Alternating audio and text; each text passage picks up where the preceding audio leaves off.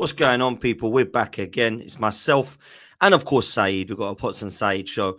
Big up to everybody that's in the house and big up to everyone that's come over from, of course, Saeed TV. Make sure you're following Saeed. I know a lot of you have come over and raided, so big up to you for that, bro. I am less than 900 away. Wow. 50K, Saeed. 50K, wow. man. I need it. I need it.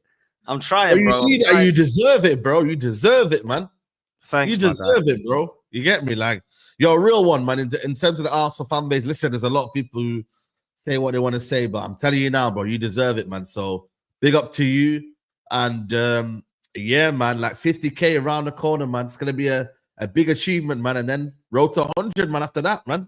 Yeah, it's mad to say that, It's even mad to say 50, let alone 100. So yeah, it's crazy, bro. It's come quick, and I'm kind bigger than Stamford Bridge. Bigger than Stamford Bridge, right?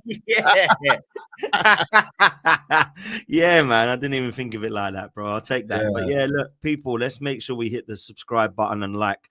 Make sure you're following Saeed TV.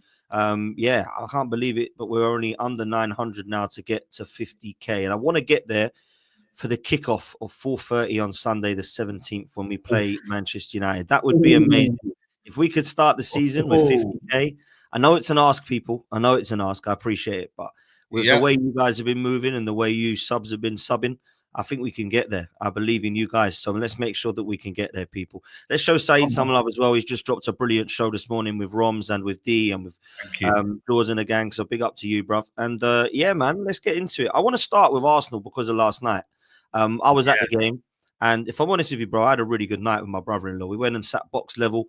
Some of you don't really get a chance to do that. Obviously, Emirates Cup game. I thought let's go do it. He's never sat up there. I've never sat up there. And you know what's mad? We actually believed that we were sitting in the club level until we got there. We actually went up. They said, "This is your box." We were like, "Sorry, what? This is our box? I thought we paid for a club level." Okay. So that was how mad it was. We got dinner, we got drinks with it. It was like a proper good evening. The football completely ruined it because it was shite. However, the actual experience was really good, man. So I would recommend anybody that has the opportunity to go. I've had box life, and you know what? I don't really like doing it because I feel like I want to be in the stadium. You don't really hear the atmosphere as much, but now and again, you know what I mean, to kind of like have it and whatnot and experience it is nice, man. You know what I'm saying? Yeah, of course. And I think every fan deserves it at least once in their lifetime. That's it, bro. That's it. You know what you're saying? And you know what? When you said, I want to be in with the fans, I get that. I'm exactly the same as you. When it's Villarreal and Emirates Cup, I didn't really care for that. Yeah. It was the time to do it. You know what I'm saying? It was the game to do it with. Well, I didn't really know many people that were like going and sitting in their original seat with us. So I thought, let's go and have some fun with it and let's go and enjoy it. So I enjoyed that. The problem I had was, it wasn't good at all. And I got to be honest with you. I don't know if you watched the game. It was absolutely. I watched the highlights, man. But boy, listen, I said it against the Tottenham game, and I said it towards the end of last season. And Arsenal fans didn't like me saying this, but Arsenal have become very predictable, man. It's side to side. It's the penetration and the kind of zip about Arsenal's game. We've not seen it, bro. We've not seen it, man. And I feel like for me, it's one of them where it does come from a coaching level. Like, I don't think you've got bad players. I don't think you've got, players that, a lot of teams will take a lot of your players, bro. But end of the day, it's about the methodology and the ideology of the manager as well. What is he doing to get the best out of them? What is he doing? What are the tactics? Is there a risk element involved in your game now? Has that been lost by the manager now? And why is he reverted back to this kind of almost not pragmatic football, but it does feel a bit kind of almost like the handbrakes are on, if you know what I mean. Like, there is that feeling with Arsenal right now. The handbrakes are really, really on. And yeah, man, it's just not good enough, man. Odegaard and everyone as well has got comfortable, bro. Everyone's got comfortable. Everyone's got this idea that, my position is not going to be taken. My position is not under threat. Still got Martinelli doing the madness. Still got everyone else doing whatever they want to do. So I ain't going to lie to you. For me, when I look at Arsenal right now, I look at them and I see the performances from you lot. Yeah, cool, you beat Newcastle and whatnot. And yeah, it is pre-season, but sorry, man, you still need to see something in pre-season. Agreed. Whether you like it or not, you still need to see something in pre-season, bro. Whether you think it's not the kind of it means a lot, but it does show you that you're seeing different things, you're seeing different patterns, etc., etc. So Yeah, man. I ain't gonna lie to you, bro. Like Arsenal right now, there are worrying signs, bro. They are big signs Yeah, of I your agree. left winger still needs and a 10 you still need as well. You know what I'm saying? You do need both of them, bro. Let's be real. Well, look, we're linked, of course, with Eze, and there's been news on Rodrigo today with Liverpool and Arsenal that are both inquiring about him to see if he's available. So we'll touch on that a bit later. But for me, I've got to look at what I've got at the moment, not what I need, because you might not get what you need this summer, right? So I look at the scenario of what we've seen so far in pre-season. I've learned absolutely nothing, Saeed, from Yeah. last season. I've learned we still need a better striker. Obviously, one's come in. We still need more creativity. Hopefully, that's to come in. We still look dead on the left-hand side. Hopefully, that's going to change. And the thing is, it's fine saying all this at the start of preseason. We got you guys literally in 10 days. Like, we've got to be looking at this now, thinking, okay, now we've got to be looking towards how we get this done within 8, 9, 10 days, because these guys need to be ready. And at the moment, they're not. And I must say, people say it's only preseason, calm down. Robbie was saying that to me last night. Oh, just calm down. It's preseason. I get it. It's preseason. It's the time to make the mistakes. It's the time to brush off the cobwebs. It's the time to get fitness right. It's the time to experiment. But I haven't seen those things, bro. I haven't seen the experimenting. I haven't seen the fitness improve. I haven't seen us dusting off cobwebs and mistakes. I've seen us just look very vulnerable at times. I've seen us look really bad in midfield, balance-wise. And I've seen us struggle in attack. That's not good when all of those departments still need work. Like, I am worried, and I can understand why people at the moment are saying it's pre-season, but I can also understand the one like me that are saying, yeah, I'm a little concerned going into this one. Not like, oh my God, we're going to come 8th. But at the same time, we're supposed to be going for a title. And if people are happy with us coming 3rd or 4th, then I'm sorry, you go and support a different team, because facts. You know, do you know what I'm saying? If you come 3rd or 4th and you're happy, I expect you to be supporting teams like Aston Villa or Newcastle. If you're happy with coming 3rd and 4th, if you're happy coming 3rd and 4th when you're Arsenal, you need to go and support one of those clubs, because it should not be acceptable to be coming 3rd 6 years in with almost 800 or 900 million pounds spent on a football team. That is not what we should be doing. So, not good enough. Look, you know what it is, though? I think James made a very, very good point. Like, you could be Gordon Ramsay, but like, facts, bro. Gordon Ramsay kind of ingredients, but you can't be Gordon Ramsay as well at the same time. Such a good analogy, man. Such a good analogy. Man, that literally relates to Arteta in terms of he's got a decent amount of players that you would say, you know what, they're ready for a title. They're ready to go and win the league if you go and get in a serious manager. But right now, Arteta's shown he's incapable, bro. Like, yeah, he's done a good job to take Arsenal to this level. And I think he does need to get his credit for that, because at the end of the day, you were 8th, 5th, wherever you weren't a serious football club, and he's got you to a respectable level. But then where do you go from but you kind of owe him? What do you owe now? You kind of left him behind, if you know what I mean. You've kind of gone above Arteta now in terms of, you've beaten some seriously. You're in with the big boys. You've tasted what it's like to be in the Premier League title race now. Now it's about finishing the job. Can he finish the job? That's where it comes down to mentally. Can he? Is he there up there tactically? Is he got it in him within himself to kind of guide you to that the end goal? This is almost like the proof is in the pudding this season, because you've now got your missing piece in terms of the striker. Okay, you needed a winger, but the striker was one that everyone was saying, well, he hasn't got a striker. Well, he hasn't got a striker. You can't judge him until he gets his striker. There weren't a case of we can't judge him until he gets his winger. It was a striker that was the problem.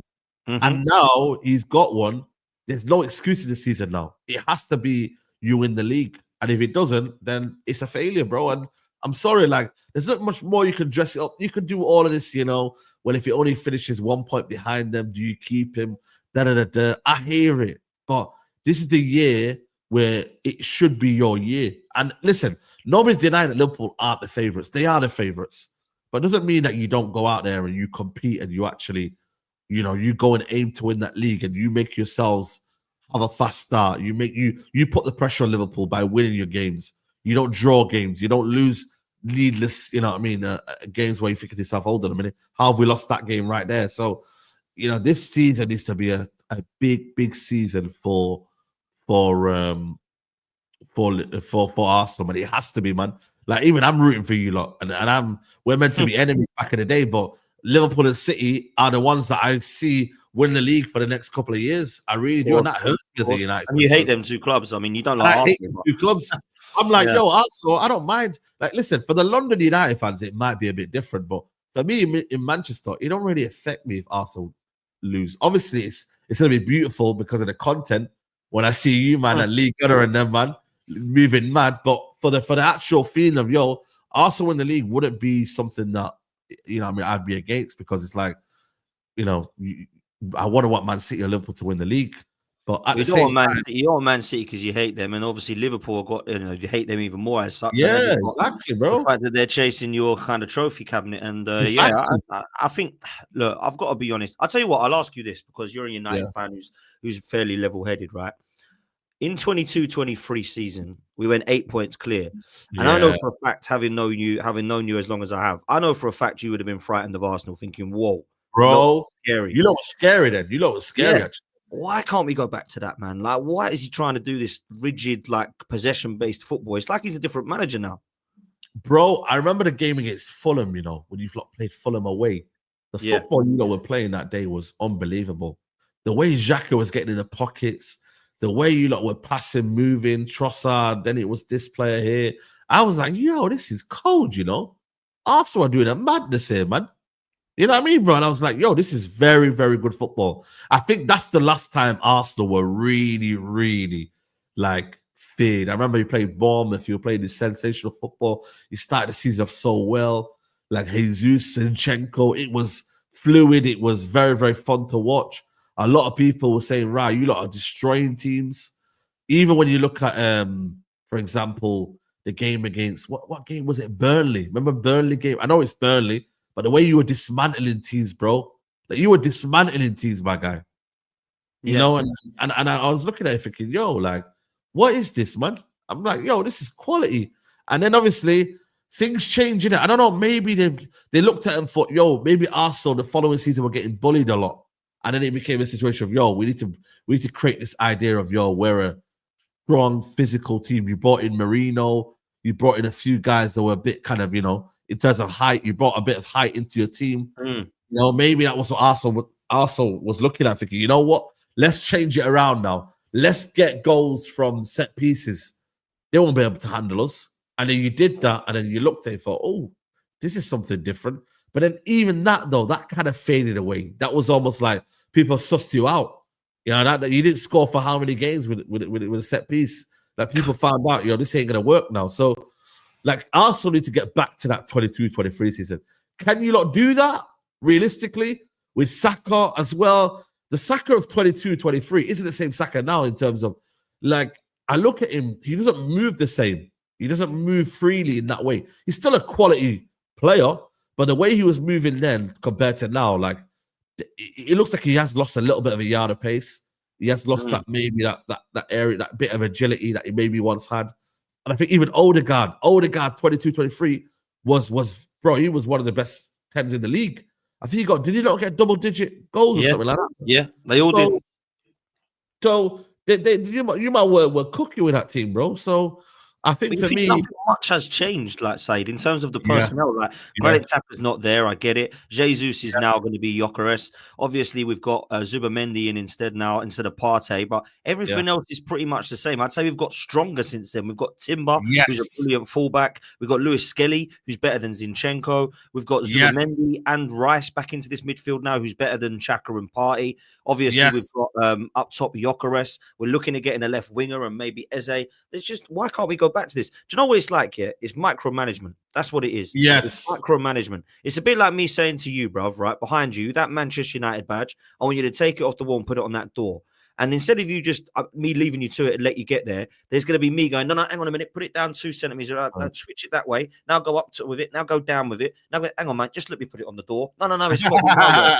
Do you know what I'm saying? That's what it is. Just get the goals. No, it's got to be this way. I want to play this way. No, it's got to be this way.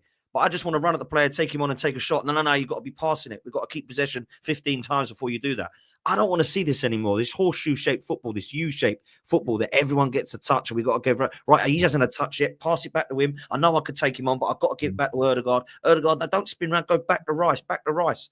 Nah, man, just let these guys play. They're professional footballers. They don't need you standing there screaming at them every few minutes. And I always thought when I was at work, right, I always used to deal with stressful situations pretty well, right? I always used to. I used to just get on with it. But I always hated it when someone was doing that to me. I'm like, oh, shut up. Just let me do it and I'll deal with it. Now, if I'm in a stressful environment and someone's screaming at me, pass it, like that, I'm like, can you just calm the hell down a minute and just let me do my job? And I kind of feel like that with Mikel Arteta, bro. It's too much. It's too intense, man. But I think the excuse is now. I think the tide is turning. I really think now. I think all the Arteta inners are now starting to be like, I think maybe Arteta might be the problem. You know what I mean? And they're seeing it. I hope and so. I think even Bav said it as well. Bav's his biggest Arsenal fan, and he said it on the Big Six. Like, if he was to win a trophy this season, the Premier League or the Champions League, he's got to go. You know what I mean? And if you're seeing that from Bavs, that means, yo, bro, like, even he's starting to say, yo, this is a bit of an issue now. What are we doing here? Like, yes, cool. You've got us to a good place now, but can you get us over the line? You know what I mean? And now Arsenal, with where they're going right now, you know what I mean? This is going to be the final. And you got Berta as well. Berta is going to be a massive influence in whether Arteta stays or not as well, because Berta ain't going to accept this. Edu might have. You know what I mean? All the other guys might have, but he's not. This Berta guy looks like he's coming in, he's ruthless. He sees things. He wants to bring the best standards in. He'll be looking at both thinking, hold on a minute. Listen, I don't. Is Berta Spanish, by the way? Italian. There you go. So there's no Spanish allegiance there. You know what I mean? Normally there'd be some sort of, if they were still both Spanish, maybe there would have been a case of, nepotism in terms of, keeping the same players there. But, bro, the fact that he's Italian, he ain't got no loyalties to Arteta. He's coming through the door. He's looking at it from his point of view. Yo, what am I doing here? What do I need to do? Let me get this done. Simple. So that's going to be key from this year. There are more eyes watching Arteta this year more than ever. You spent nearly $1 billion now since he's been here. There is absolutely zero excuses now for him to succeed now and deliver Arsenal a major trophy. And that has to be the Premier League. It has to be, man. FA Cup and Carabao Cup, I don't know. Maybe it does give him time. And maybe he gets him top four, it does give him time. But really and truly, is it enough for Arsenal fans if you win the FA Cup and Carabao Cup? You're not going to say no to obviously, new trophies and that. But really and truly, you haven't done all of these phases just to win a FA Cup and a Carabao Cup. You wanted to win the Premier League. Let's be honest. You wanted to win the Premier League. So, yeah, man. I said that to Robbie last night. I said, season we win a trophy. He said, I want the Premier League. I said, or the Champions League. He said, yeah, it's difficult to win, but I would like the Premier League. Now, I'm the other way around. I actually want the Champions League over the Premier League, but I'd take either, right? However, of course, I don't think we're winning. I don't think we're winning either playing like this. And I said this to my parents. I was like, we're all close and I'll go Arsenal together. And I said to my dad and my mum, I said, the reason I want Victor Gyökeres over Sesko, and we'll come on to that again later, is because there's no excuses as to this guy's not ready. Because what I want, Saeed, is I want this side. I want everybody, including yourselves, rivals, to go Arsenal ready. No more excuses. What I then want to see is if I see Gyökeres start to play the way that he did last night, in terms of nobody really getting the ball to him, no creativity, him trying to drop deep but not really wanting to drop deep, him having to come out on the left to create some space. I know this is a Mikel Arteta problem now, not a Victor Gyökeres problem, because that's what I wanted to see. So people are like, "Oh, Gyökeres didn't play very well, and you wanted him." Yeah, that's not the way I'm looking at this. I'm looking at it as this guy should be able to score goals in an Arsenal team. I'm not dissing him, by the way. He's had about 50 minutes of football, right? We've got to be careful. Got to give him more time. The guy had. The slander names are mad, though. The slander names are crazy. Yeah. I mean, the rivals are doing their bit to do the celebration and all this. I mean, the guy's played foot. What do they expect him to score 4 goals by now in 50 minutes? It's mad, bro. But bro. I mean, it's more a style of play thing for me that I'm worried about. You know what I'm saying? And Mikel Arteta's got to change that, because there's no way you can tell me that we can go from this blitzing teams, frightening football, where everyone was saying Arsenal was scary, to, well, as long as they don't get a set piece, we'll be all right. That is not the same manager for me. Like, do you know what I'm saying? It's true. Say what you want about Arsene Wenger, right? Say what you want about him. Never boring football. Never But it boring was football. never boring. It was Never never boring. boring. It might have been laughable at times defensively, but we'd Yeah. probably lose 4-3 instead of 3-0, or we'd probably lose like 5-2 one time, whatever. But we would score goals, we would be going for it, and we'd be attacking, and we'd be good to watch. And I was frustrated that we never did look at the defense. But now it looks like we're the other way around. It's like defense before attack. I'm making sure I'm not losing.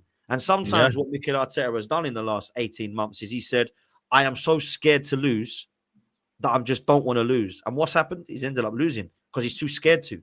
He's not gone, go on, have a go. He's gone, oh, try not to lose. And we've been losing it. And Liverpool last season were trying to win games. Arsenal were trying not to lose them. That's why they won the league, bro.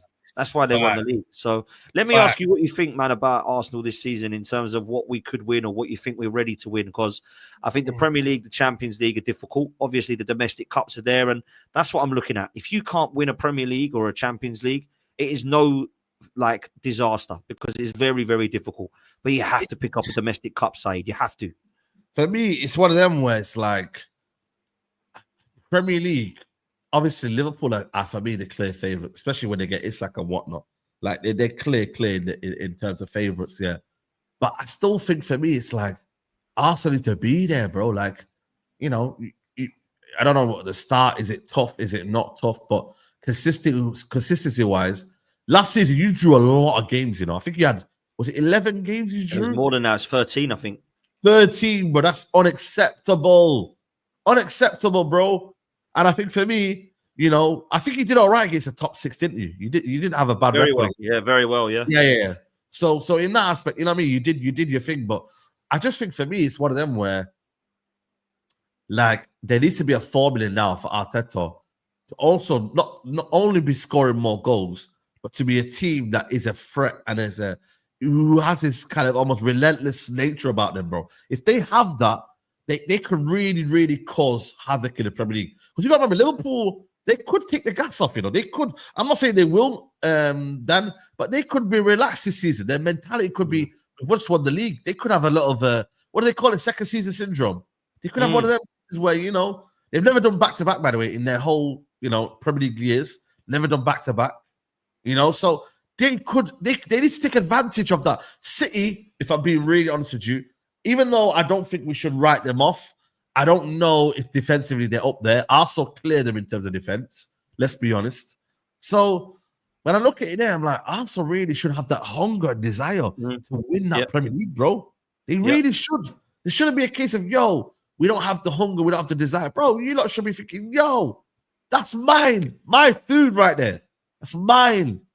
I want that. I'm making that mine, bro. There should be that mentality. Should be that motivation. And there's not. And I think for me, if you don't win it, we keep saying it every year, but if you don't win it this year, then I just can't see it happening, bro. It's one of them, like, are you the Nerling man? Not under Arteta, I can't. Are you the Nerling man? Like, what's going on? I just can't, man. And he is the nearly there, man. Chelsea getting stronger. Chelsea getting stronger. Chelsea won't be chasing top four for a while. You know that, by the way. You do know that, guys. Chelsea are around the corner. They're on your toes, whether you like it or not. Whether you think they've been 12th and whatever, and then man, Chelsea are building something over there. They are. They're a few steps away. Next year, they might ruffle a few feathers, and they might cause a few problems, and they might. I'm predicting them to start the league well and become top of the table, and then fall off a little bit towards the end. But I'm telling you now, Arsenal.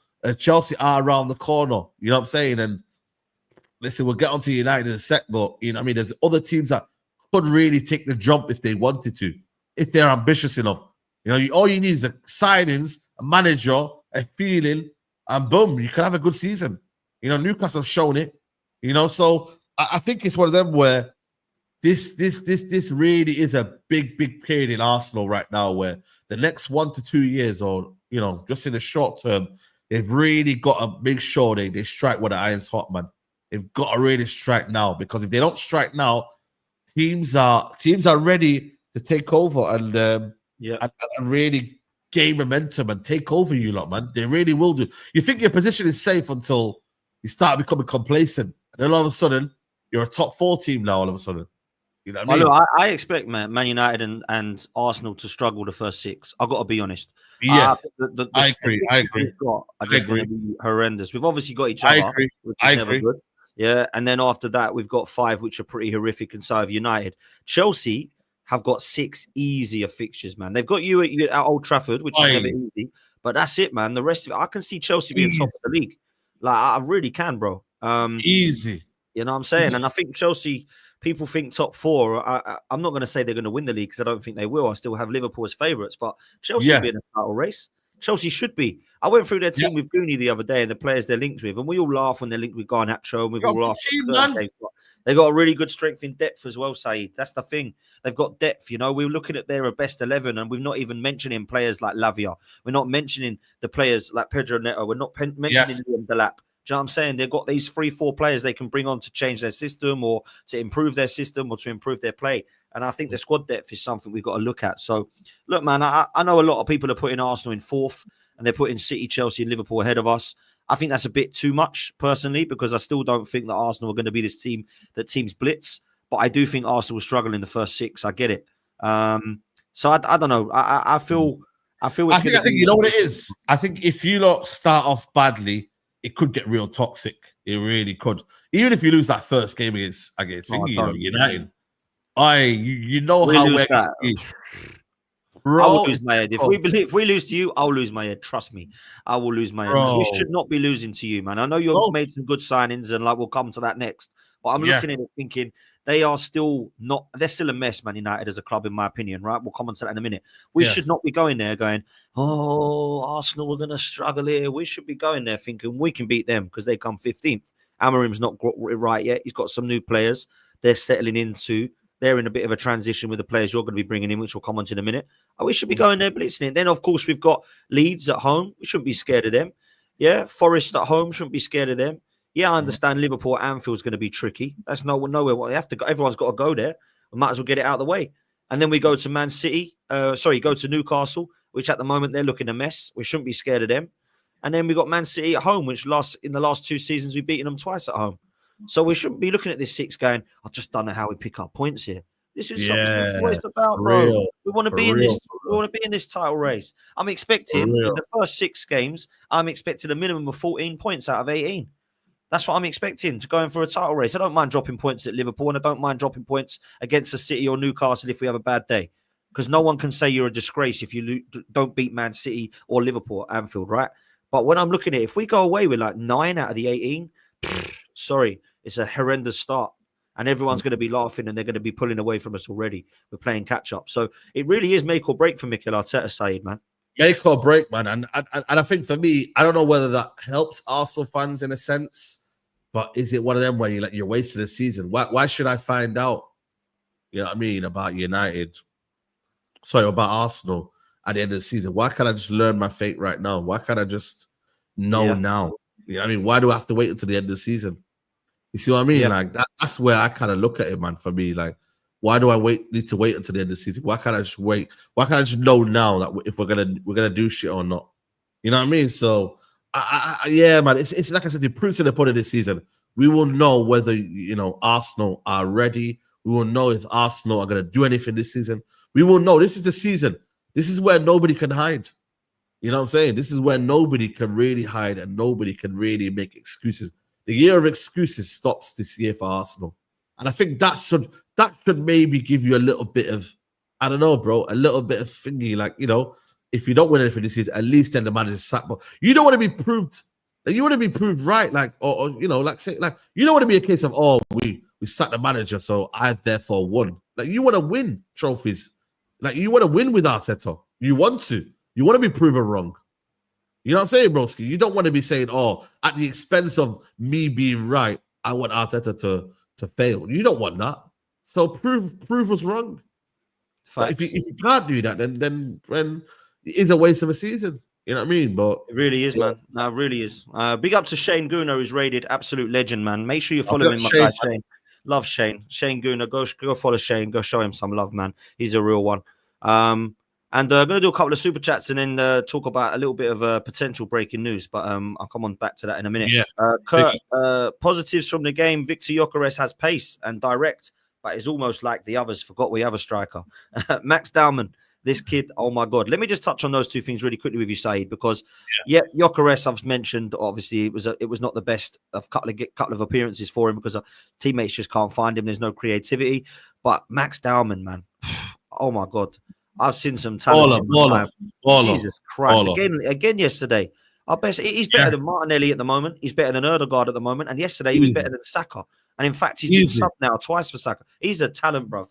I can't lie to you.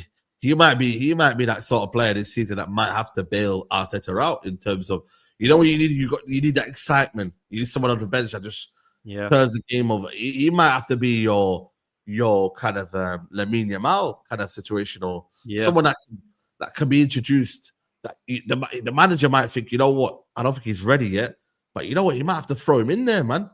Like, and I know you don't want to throw kids in straight away, but if you're looking at Rio, you're looking at these players here, they've got so much confidence, man. So much. Yep. You know, like, it's mad, bro. Like, they're just mad kids, man. Like, they're just so talented, bro. It's crazy. Unbelievable. Like, the kid is ridiculous. I've seen some brilliant players before, and I've seen Foden at that age, Rooney at that age, Owen at that age, and I'm thinking, if he gets anywhere near some of those players, we've got a talented boy on our hands, like talented boy. And Ethan yesterday was brilliant in the first half as well. Like, we forget about Ethan Nwaneri and Miles Lewis-Skelly. And, you know, I said this to Robbie yesterday on my fan cam. The players I'm looking at here are the ones Arteta didn't bought. Are the what, like Max Dowman, Lewis-Skelly, Ethan Nwaneri, Saka, Saliba. That's 5 that Arteta didn't buy, and they're 5 of our best players at the moment. It's like ones that he's bought or the ones that he's coached. What's happened to them ones, man? Like, what's gone on with Ødegaard? Where's Martinelli's fall off come from? Why is there still a struggle in balance in midfield? Like, all of this stuff I've got to be asking, man. But there we go. B says Arteta keeps making Saka track back and defend. Yeah, I mean, let's be real. Like, we need to be seeing like Salah. The difference between Salah and Saka. Jeez, man, it's crazy. Villarreal fan for TV, man. Big up to you, my bro. Big up, and well done for last night, because you looked very good, man. You looked very, very good, and your goals. I didn't know it was a B team, apparently. Yeah, Pepe. Nicolas Pepe scored, bro. It's crazy. Yeah, man. Apparently that was a B team. We were so bad. We were so bad, bro. Trust me, we were so bad. Tygonosaurus says, this is for your support. Super supportive mother. Oh, big up to you. Who's amazingly continued to support you. She's from the beginning of this channel taught me how to support my 3 kids in a better way. So thank you, bro. That's an amazing super chat, man. Thank you so much, man. And big up to Mumsy. She's always in the chat, bigging up and doing the moderating and helping me out big time. It's nothing better than family, man. Let me tell you that. So, listen, I really appreciate that. My mum will really love that super chat as well. So thank you so much, man. That really does mean a lot to me, to her, and to everyone that's got a family and are close to their mum. So, yeah, thank you, bro. I really appreciate that. And thanks so much for the super chat, man. That's amazing. Look, Saeed, I don't know if this is true, but there's some Garnacho news. Man, I've just seen it right now, bro. Just seen it right now. I don't know, man. Like, what do you believe? I mean, all I've seen is this. You might be able to show me something different because I've been chatting to you. But Ben Jacobs and Alex Crook both saying that Garnacho and Chelsea looks like it could be a go. I'm not shocked by this, if I'm honest with you. Yeah. Chelsea have opened talks to United regarding Garnacho, Ben Jacobs, Alex Crook. I think this is going to happen. But what's the fee? What's the structure of the deal? What are you looking for? Yeah. Talk to me, bro. I think for me, it will be in the region of 30 to 40 million. If we get more, that will be a madness. I don't believe we'll get more. But if they're saying 40 million, upwards of to 40 million, I think for me, that's a good deal for Man United. Because at the end of the day, we could want more, but we had our moment in January where Napoli were willing to pay 70 million, but they couldn't agree on wages. So we had our chance. But if Chelsea can play upwards up to 40 million, all in, I think I'm taking that. I'll be real with you, man. But if they keep delaying it, though, if Chelsea keep delaying it, then I ain't going to lie to you, bro. I can see this dragging on. I really do. And then next week, if it drags on as well, then I can see the fee being a bit lower. That's why Chelsea are very clever what they're doing now. They're getting Xavi Simons, and then they're going to get someone who they don't really need right now. Chelsea don't need a Garnacho to start the season, do they? No. They don't really need him to kind of be like, we're missing Garnacho. It's not like an Isak where it's like, oh man, we need Isak available. Or Arsenal need Gyökeres. Or we need this player. Like, they don't need Garnacho now. Hence why they're willing to wait and get the price to be dropped. Man United, on the other hand, can't really afford to keep him because then the manager don't really rate him and he can't really put him in the under 21s because then the price will definitely go down in that aspect. So I think for me, if we could get up to 40 million, that's very, very good business. Very good business for me. So yeah, man, they want him. I don't know why they want him, but listen, they want depth. Chelsea, they're looking to flip money anyway. They're all about hoarding talent and getting players in, and then later on, getting them on and selling them on if they need to. But yeah, man, Garnacho wants to stay in the Premier League. That was what his remit was, to stay in the Premier League, and Chelsea was his kind of almost dream move. So Chelsea have come calling. They could sell salt to a slug, Chelsea. I swear to God, they are unbelievable with it. Jackson leaving and potentially, they've got João Felix gone. They'll definitely sell Sterling to West Ham or Palace or Fulham or something like that. And then obviously, you mentioned the other players they're trying to get rid of. Garnacho, look, there's a player in there. That's all. There's a player in there. Yeah, it's just for me, his mentality is bad. It's the mentality. It's the fact that, he's not, he thinks he's better than what he is as well.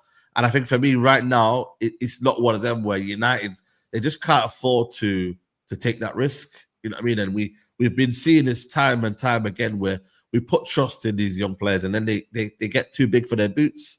So I really, really believe that this year more than ever, United have made a stance and said, you know what, man, nah, bro, you're not that guy. And we will sell you. It's a message. Maybe it's a message to the youngsters now that you got to remain humble, you got to work hard, and you got to wait for your opportunity, man. And if we do believe in you, and if you do take your chances, you'll still thrive at United. But he got big for his boots. But I do believe with Chelsea, because he's not going to be the main guy over there, he might thrive a bit better over there. He will thrive a little bit more better. Like he won't be the sort of player that will be not great at all. I mean, he will thrive.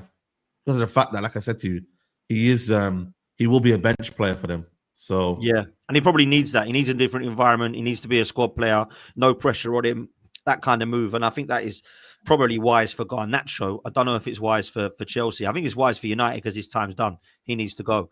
And look, I look at Manchester United at the moment, and I like some of the signings. I think Sesko will be okay for you. I don't think he's going to be any worse than Xerxes or Hojlund, that's for sure.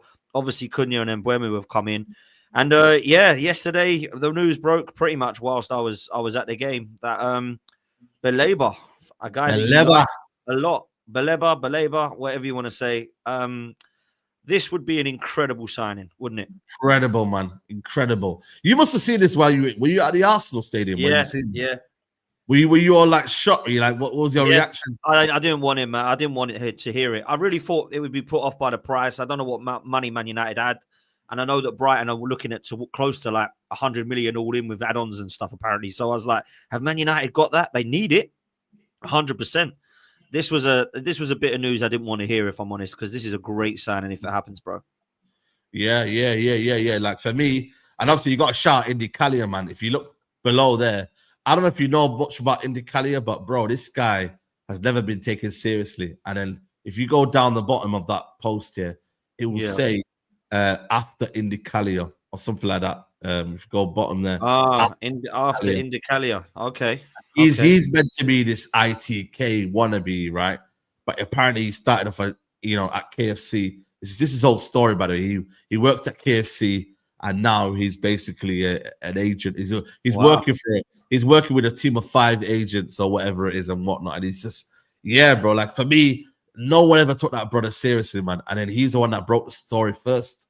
But the fact that United, and then you know what about the things about this deal, guys, United fans were just talking about this on the timeline. So for example, let's say, you lot have been saying, go and get Eze. But nothing really materializes. We were literally thinking, we're not gonna get Baleba. Let's just put it on the timeline. Baleba. And it actually manifested, bro. And United, we heard this Cameroonian journalist who said it first, and then they were like, whoa, what's going on here? And then it was like, yo, they've contacted Brighton for Baleba. Now we don't know, like I said to you, if it's gonna happen or not. It is still early stages. But bro, when we've wanted something this summer, we've got it. Like, cool, Gyökeres didn't happen, and maybe Delap didn't happen, but they went for obvious reasons, innit? But we're talking about players who, like I said to you, have wanted to join Man United. When they've wanted to join Man United, we've got them. You feel me?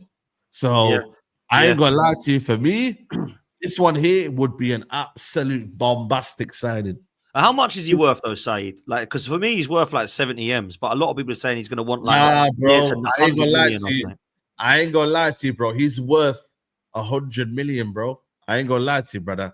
I know what you mean, but bro, when you look at the market right now, when you're looking at what he's done in Premier League the last, I would say, year and a half or two, like, bro, he's matched work, bro. He arguably starts for a lot of the big 6 teams, bro. Like, when you deep in, like maybe Chelsea, barring Chelsea, but a lot of the teams would love a Baleba in their team right now. So I ain't gonna lie to you, bro. You're looking at 100 million for him, bro, and the market tells you that. Brighton also don't sell for cheap as well. They don't. They never do. So end of the day, bro, like this is a very, very, big signing. We need a midfielder. We need it. The fact that United need it and they're desperate for midfielder would also raise the price up as well. Same with Newcastle right now. Everything that they buy now will be increased because of their desperation for something. So that there is something there. So I think he fits the bill. Not only is he good on the ball, he's athletic, he's strong, he's powerful, he's a willing runner. You know what I mean? He's box to box. He's an all-action midfielder, bro. Yeah. And man, it's gonna be madness. If this one happens, the shades might be out. You know what I mean? The shades might be out because it would be your best signing, right? Oh, massively. Yeah. Don't get me wrong. It'll be a summer of what? And this summer, I'm not gonna lie to you, it has been an impressive summer. The Sesko one, I still think for me, there's question marks as to whether he can really light up the Premier League, but there's quality in him in terms of talent wise. There is something to kind of gauge, but there's maybe some sort of maybe being a bit careful as to what you expect from Sesko. But in terms of Baleba, Cunha, and Bumo, then he go and get a midfielder. Yeah, man, it's serious. That's a good window, man. That's a good window. All of a sudden, then you got to go. We need a goalkeeper as well. If we were to go get Donnarumma, if he was available, Donnarumma, boy, you know what I mean? You've got to then start climbing up that table, boy. Amran, you got to work, boy. I agree. I think that's where the pressure is then, is the manager, because he's like, you've put this team together, you've got your players now, they all fit your system, other than maybe Bruno in that deep line role, but he can play there, we've seen it before. I think I'm looking at it thinking, okay, right, Manchester United have got to go and get Europe now, like European football, like at the bare minimum, and try and win a trophy, because the system's got to be put into place, the style of play's got to be there, you've started to get everyone in, come on, let's look at that, let's be realistic about it. So I think that's fair, man. Look, people, we're about 767 subs away. 767 subs. You lot are mad. Let's hit subscribe. 767 of you. There's 1.5, over 1.5 in here watching. Let's hit subscribe if you haven't done so, because we are close to 50K. 767 subs away from 50K. I believe in you guys, man. We got to do it before kickoff against Manchester United on the 17th. So come on, people. I need some help. Big up to all of you that are super chatted as well. I really appreciate every single one of you. And make sure you like and subscribe, people. Come on, mods. Let's get up to 767 more subscribers. I saw this, Saeed, I wanted to show you on screen. This is the Man United 11 if those players were to come in the door. It looks pretty good, bro. I can't lie to you. That is a very, very good starting 11. Donnarumma in goal if there's links and rumours. Obviously, Lenny Yoro, De Ligt and Martinez, but you could even go with Mazraoui or another in there. Amad Diallo and Dorgu as your kind of wing backs, and then Baleba and Fernandez with a front three of Cunha and Buemo and Sesko. Wow, that's a pretty good 11, right? Yeah, man. I think Martinez might not be available, but I get what you mean. If everyone was fit, that would be a great team. I ain't gonna lie to you. I still got question marks about Bruno in that position. I would love Mainu to be in there. I would kick Bruno out. I'll put Mainu in there. And then you've got Mbumo, Sesko, and Cunha. And then Diallo on the right. Dorgu has been very impressive as well. I ain't gonna lie to you, man. Lenny Yoro, De Ligt, Donnarumma. Yeah, man. I think it's nice, bro. I think it's very, very nice. You know what I mean? And yeah, like it's not gonna go in terms of a tight race, none of that sort of stuff. But in terms of pushing for top 5, I mean, why not? You know what I mean? The 5th position right now is up for grabs. Tottenham, Villa, Newcastle. I'm looking at the teams that should be fighting for top 5 now. You know, Yeah. I think the top 4 is set. Nobody's going to touch the top 4. Arsenal, Liverpool, Chelsea, Man City. They're, for me, locked in for top 4. Everything else after that, it's taking a bet, really. Who's the more consistent? We have got 1 game a week. We should have an advantage over Tottenham. We should have an advantage over Brighton. Not Brighton, what sort of the team? Newcastle. We should have an advantage over Aston Villa. Yeah. So, you know what I mean? I think for me, you know, I also think as well, the game isn't won on paper as well. Like, the game isn't won on paper. It might look good, but I remember PSG having an incredible front three. And I think they lost the league in 1 year, and then they were underwhelming the Champions League the other year, weren't they? So, yeah, you know, like, it doesn't mean that when you have that sort of team, like you said with the James B, analogy, yeah, like it still might not work. So, but it does look good. But the only problem is though, AFCON is going to kill us, man, because that means, we've got Baleba, Amad Diallo, and Bumo potentially out, man, and Mazraoui as well, if you were to include him as well. And if we didn't get a goalkeeper, what do you call it? We'd have Onana out as well. So there is a lot of players out. I mean, in that regards, you know what I'm saying, for the AFCON. But listen, man, I'm not gonna sign a player because he plays in the AFCON. No, do you know what I mean? Like, that's not how you work. That's not how things go in life, bro. So you know what I mean. What do you think about the Sesko thing? Because I've got my doubts. I don't think that he's going to hit the ground running. I didn't want him at Arsenal.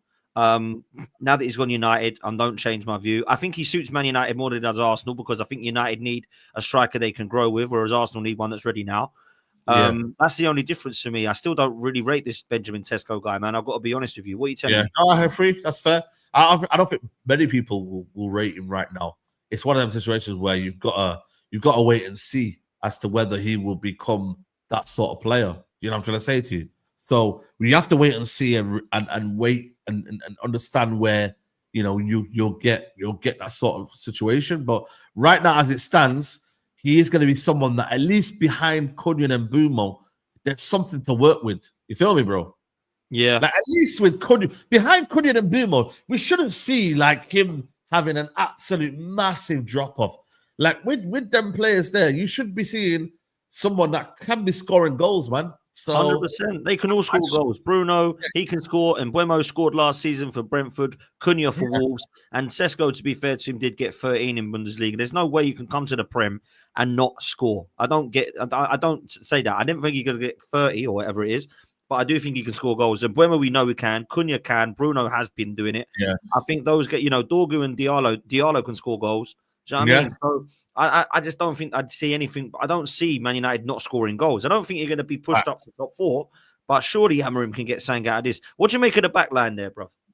I think the back line is calm, you know. I think for me, if you were to add Mazraoui instead of Martinez, I think for me, our problem wasn't like, we conceded 55 goals, but when you look at it compared to some of the top 6 teams, they were conceding goals, you know, like Aston Villa conceded more goals than us, and they were top 6. Did.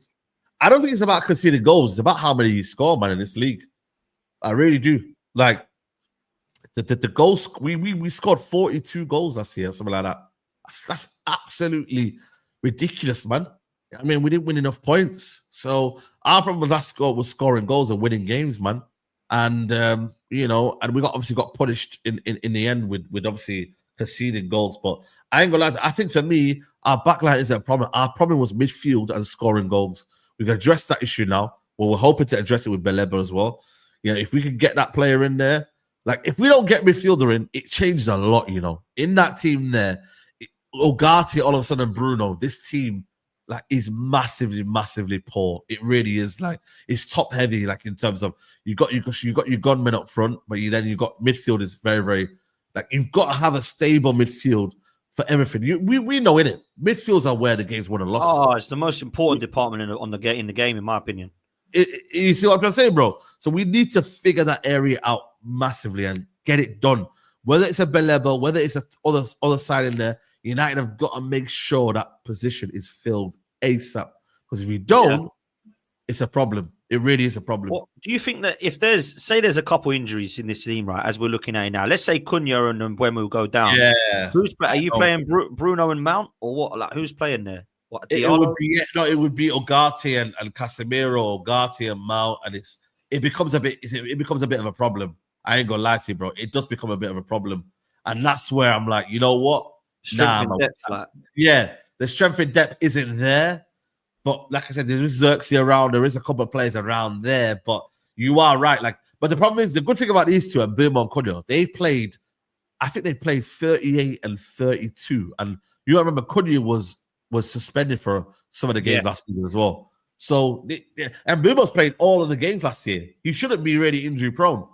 But when you come to a top club like Man United, you know what happens in it, man. Like, injuries come involved, expectation. Mentally, the game is also played at a different level to when you're at Brentford. So, yeah, man, I ain't gonna lie to you, bro. I think for me, when I look at it, you know, the quality will be a big drop off when Mbeumo goes to AFCON and Diallo and them, man. There will be a drop off. It's just whether United can really, what's the word I'm looking for, not be in a position where they are significantly worse from it. You feel me? Like we at least pick up a few points here and there.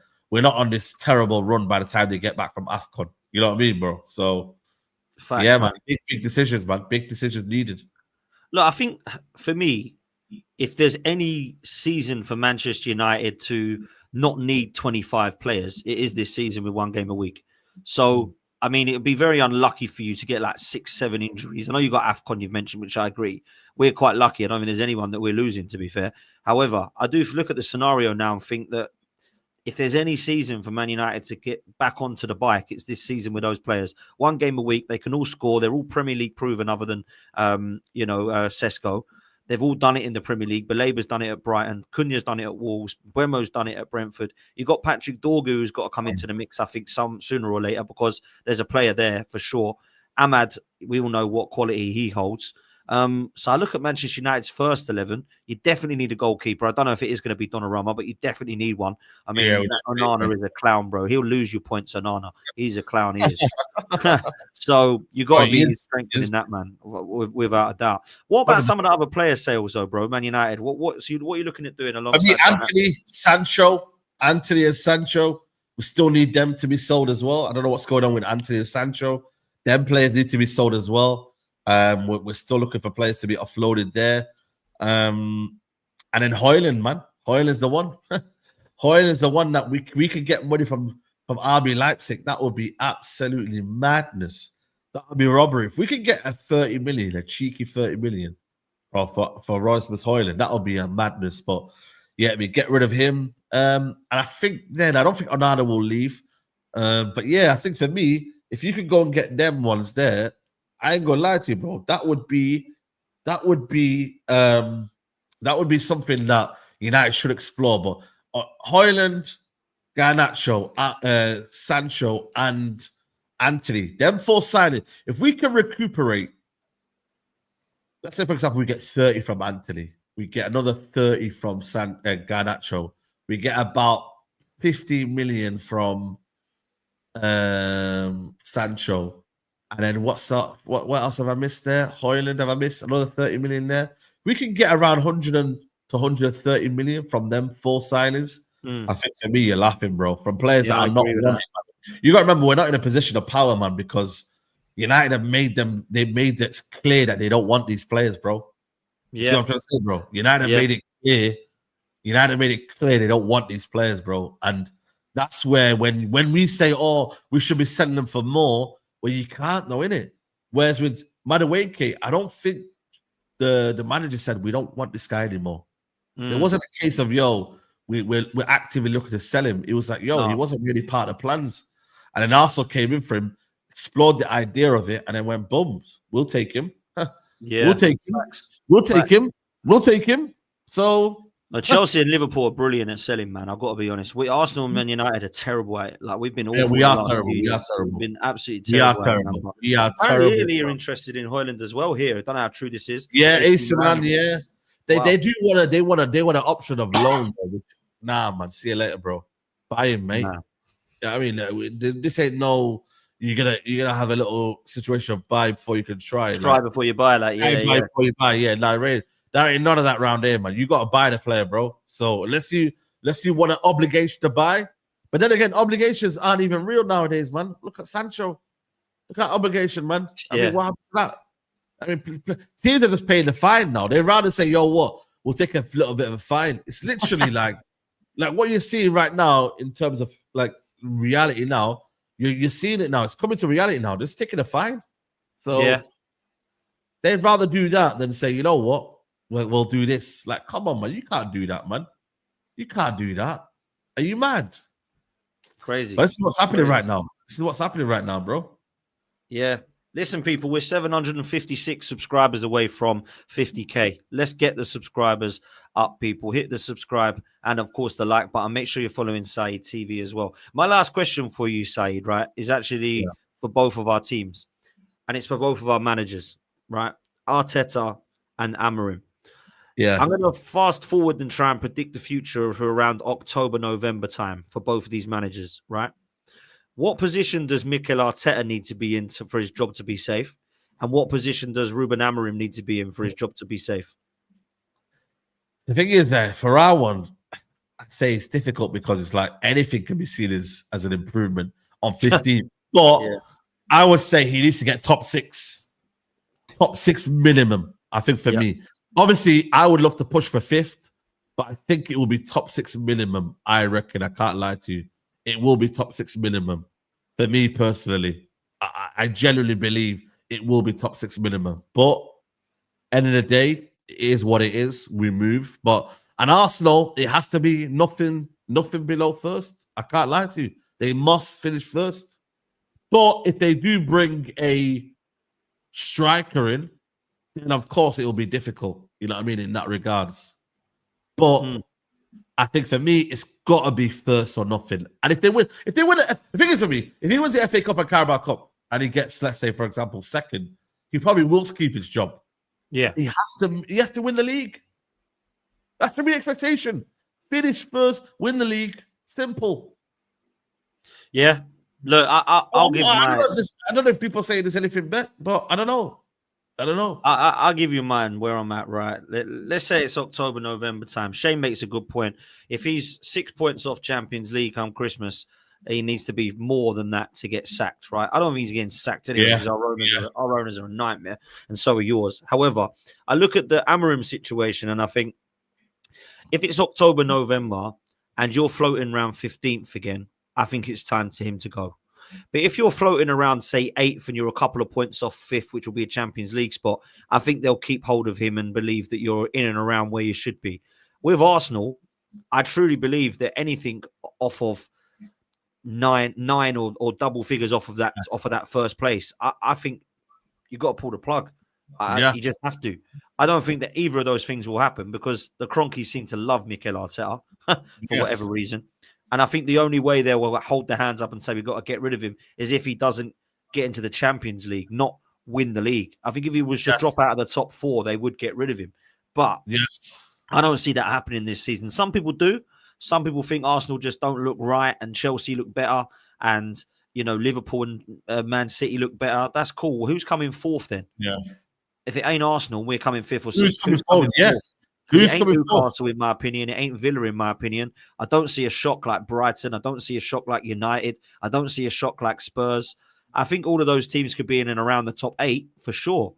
But I just don't think Arsenal are going to drop out. I think we're that bad enough to drop out the top 4 or 5. That's just my opinion. I think the top 5, the top 4 is going to be done. I think Arsenal, Chelsea, Liverpool, and City are going to be the top 4 in some order, if I'm honest with you. And I think Villa, Spurs, Newcastle and United will all be making up that kind of top 8 as well, to be fair. So I think it'll be interesting for sure. It's going to be a mad season. And, you know, the transfer window is still open. So are Arsenal going to get Eze? There's talk of Rodrigo today as well, if he's available. Manchester United linked with Baleba and, of course, a goalkeeper to add to their team. There's a lot to talk about, Saeed, man. There's a lot to talk about in the coming weeks. Bro, I think for me, bro, this is what football's all about, man. This is what we want. This is what we need. And man, I can't lie. The last couple of weeks now for United, the transfer window was exciting. I'll be real with you. It Like, is. I'm excited, man. I'm excited, bro. I'm excited, man. Yeah. You get, man. Facts, We bro. need to have a good season, man. Listen, last season was dark, man. I don't really want to be thinking about last season anymore, even though I think for me it should be a motivation. But last season was dark, man. So we need a fresh start. We need to have a positive season, and we need to play like we're Man United, bro. Like we've lost ourselves. I don't know, we've lost ourselves since the Glazers came in, but like really and truly, this is rock bottom, man. 15th, bro. So yeah, man. Let's see where this United team could go next season, man. Facts, man. Facts. Listen, we're going to leave it there, people. We're going to send you over to Do Rag Diaries. George is live in literally 5 minutes. So go show him some love.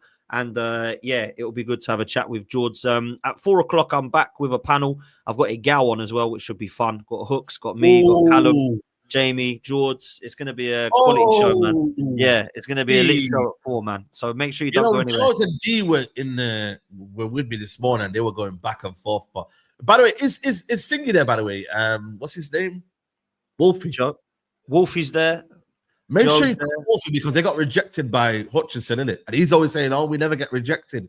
Make sure you. There'll be fireworks, man. There's always fireworks with Wolfie, man. Let me tell you this now. Yo, that guy. And if you saw that clash with Wolfie and Sava last week, oh my god, man, that was sensational. I will definitely be there, bro. I will definitely be there. I'm tuning in. I'm tuning in. It was class, man. It was class. So yeah, I've got a gal on as well, so that'll be a good show at 4. So make sure you go and show him some love, George. We're going to send you over there now. 749 subscribers away from 50k. Come on, people, hit the subscribe button and make sure you're following Saeed TV as well. And look, we're going to get out of here, people. Have I missed a super chat? I missed one, I think. Give Wenger this squad and the money. 3 Premier League wins. Do you know what? I can't even lie. We'd be much closer than we are now because the style of play needs to change. Take care, people. Go show George some love. We'll see you next time. We're out of here, people. Come on. Big up, bro.